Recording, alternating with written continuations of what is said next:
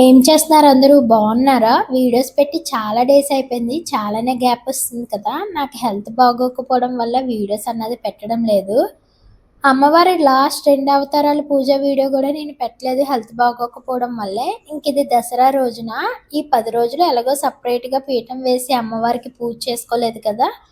దసరా రోజన్నా అలా చేద్దాం అనుకున్నాను. కానీ నాకు హెల్త్ బాగోకపోవడం వల్ల చాలా టైర్డ్ అయిపోయాను. అస్సలు చేయలేకపోయాను. అందుకే ఇంక నార్మల్‌గా దేవుడి రూమ్‌లోనే ఆ రోజు గూడా పూజ అన్నది చేసేసుకున్నాను. ఆ రోజు అమ్మవారికి పప్పు, అన్నం, బూరి గారి నైవేద్యం కింద అయితే పెట్టాను. 8 డేస్ పూజ బానే చేసుకున్నాను. నైన్త్ డే నుంచి సడెన్‌గా నాకు హెల్త్ అన్నది బాగోలేదు. నాకు చాలా బాధేసింది.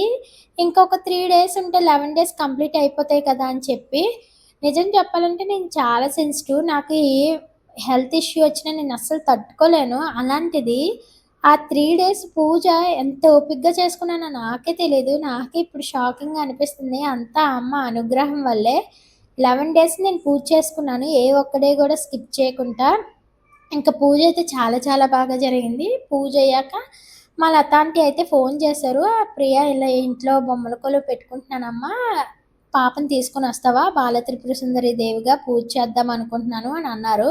ఇంకా అందుకే సాయంత్రం అయితే తీసుకొనైతే వెళ్ళాను చిట్టమ్మని ఇంట్లో పూజ చేసేసుకున్నాక. అక్కడున్న ప్రతి ఒక్కరికి చిట్టమ్మయితే చాలా చాలా బాగా నచ్చేసింది.